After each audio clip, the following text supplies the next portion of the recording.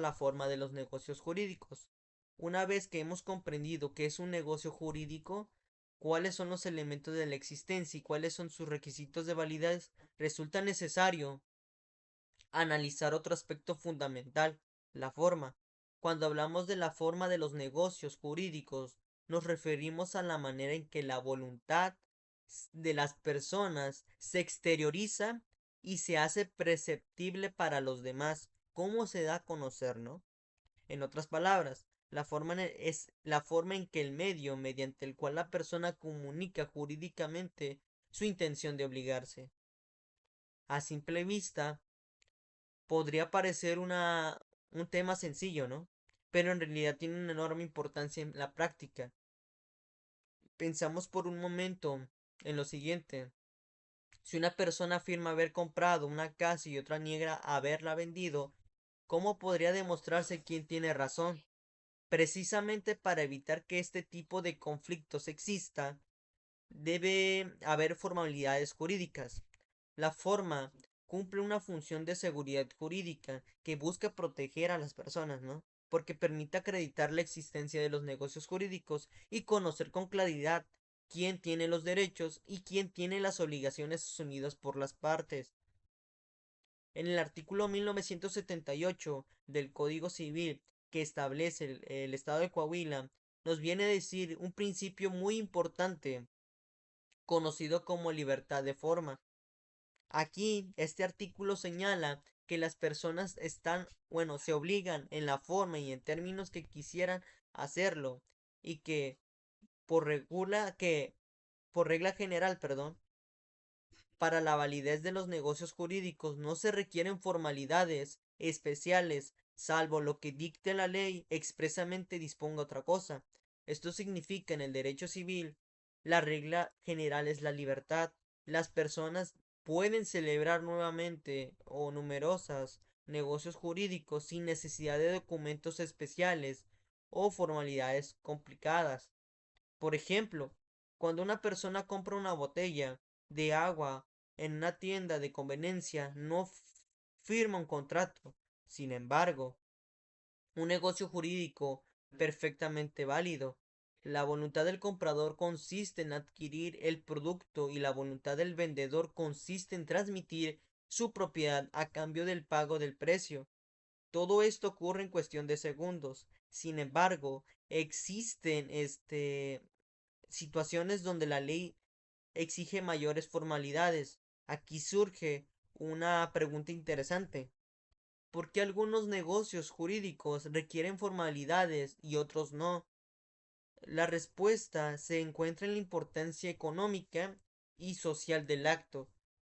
No es lo mismo una botella de agua que adquirir una casa, ¿verdad?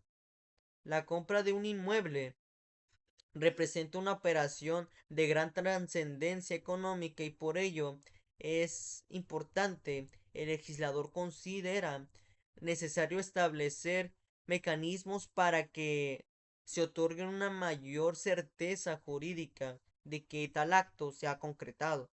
Las formalidades ayudan a prevenir fraudes, proteger a las partes, además de proporcionar mucha claridad de pruebas sobre la existencia del negocio celebrado.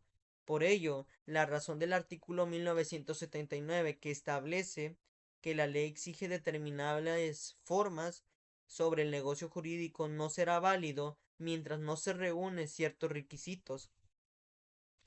Por otra parte, también protege la voluntad de las partes al permitir que cualquiera de ellas exija que se otorgue la forma legal omitida cuando existe evidencia suficiente del acuerdo celebrado.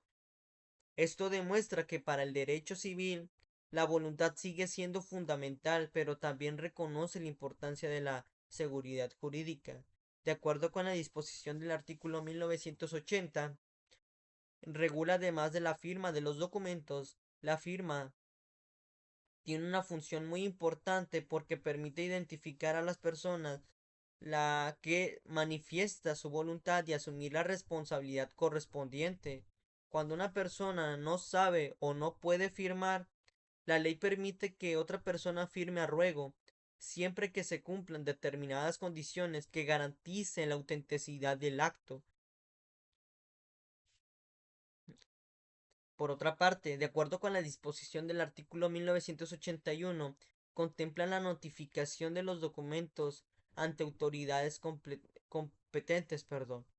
La finalidad de esta figura es proporcionar certeza respecto a la identidad de las personas y de la autenticidad de su voluntad. Es como cuando, por ejemplo, una persona que lamentablemente pues no tiene todas sus extremidades, pues se busca esta posibilidad de ruego, ¿no? La de que se involucre en otras partes para que se exprese su voluntad. En conclusión, la forma de los negocios jurídicos no debe entenderse como un simple requisito burocrático. Sus verdades o su finalidad consiste en brindar seguridad jurídica, proteger las partes, además de facilitar la prueba de derechos y obligaciones derivado de estos negocios celebrados. Por otra parte, tenemos la clasificación de los negocios jurídicos, ya que ahora conocemos el concepto y la forma de los negocios jurídicos, corresponde analizar sus clasificaciones. Las clasificaciones son importantes porque permiten establecer, además de identificar las características particulares que los negocios tienen y determinar cuáles son las reglas que les resulten aplicables, ¿no? Los negocios jurídicos unilaterales y bilaterales.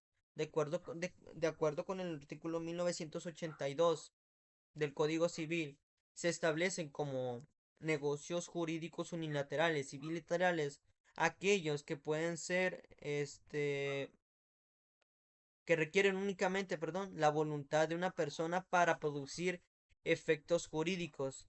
Lo importante aquí no es el número de personas involucradas, sino el número de voluntades necesarias para que nazca el negocio jurídico. Un ejemplo clásico sería la promesa de recompensa. Supongamos que una persona pierde a su mascota y publica un anuncio ofreciendo 5,000 pesos a quien lo encuentre. Desde el momento en que se realiza el ofrecimiento de la recompensa, surge una obligación jurídica. No necesita que otra persona acepte previamente la oferta. Basta con la voluntad del ofertante o del oferente. Por ello se considera un negocio jurídico unilateral.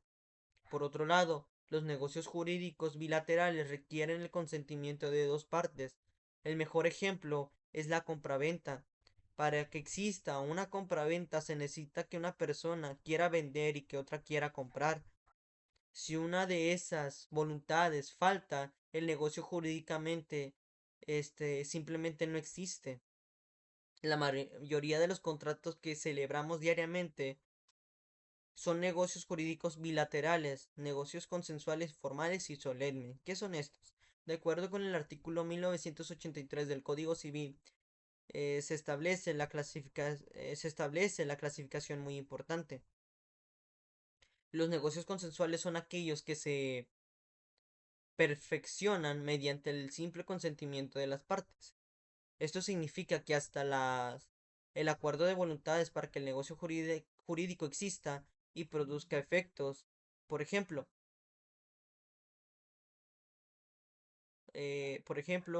cuando una persona compra un objeto y ambas partes están de acuerdo acerca de respecto de la cosa y del precio. Los negocios formales son aquellos que requieren determinada forma para ser válido. Aquí la voluntad por sí sola no es suficiente. Además, la ley exige que el acto debe de realizarse mediante ciertos requisitos específicos. La finalidad es proporcionar jurídicamente la seguridad y facilitar la prueba del negocio celebrado. Por último, los negocios solemnes. Estos son especialmente importantes porque la solemnidad constituye un requisito de existencia, es decir, la solemnidad exigida por la ley no se cumple.